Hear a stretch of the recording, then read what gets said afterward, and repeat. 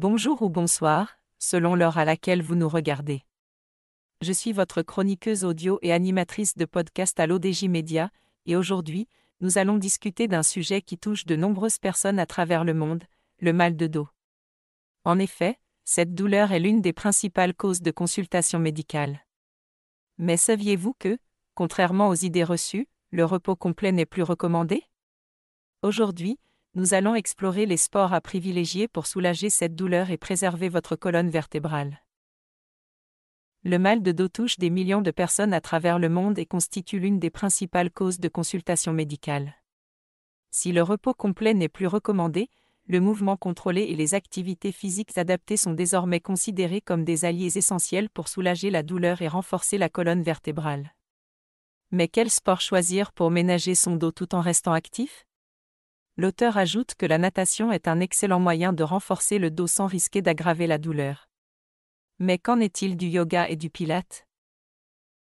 La natation, un sport complet et doux pour la colonne. La natation est souvent recommandée par les spécialistes comme activité de choix pour le mal de dos.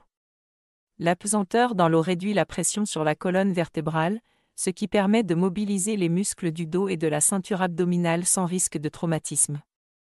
Le dos crawlé ou le crawl doux sont particulièrement efficaces pour renforcer les muscles stabilisateurs, tandis que la brasse peut être bénéfique si elle est pratiquée avec une technique correcte, évitant les tensions excessives sur le bas du dos. Le yoga et le pilate, alliés souplesse et renforcement musculaire. Le yoga et le pilate sont des disciplines douces qui combinent étirement, renforcement musculaire et respiration. Elles améliorent la posture, réduisent les tensions musculaires et renforcent les muscles profonds qui soutiennent la colonne.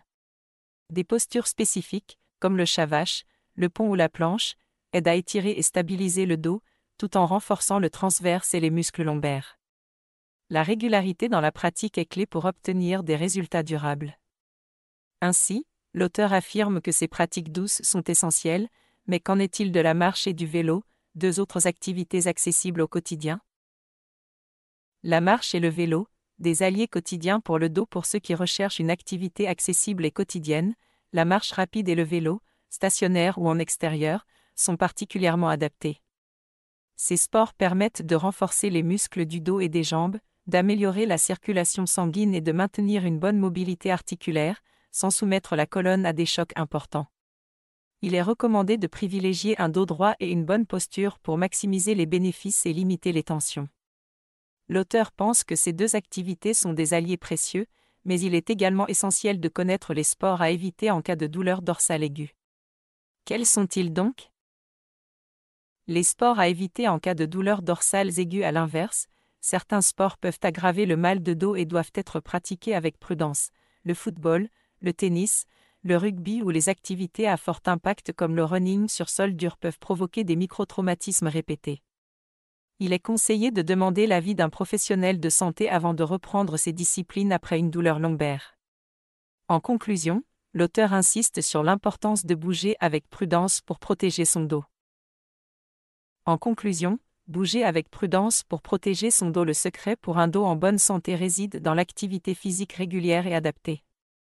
La combinaison d'exercices doux, de renforcement musculaire et d'étirement contribue à prévenir les récidives, à améliorer la posture et à soulager la douleur chronique.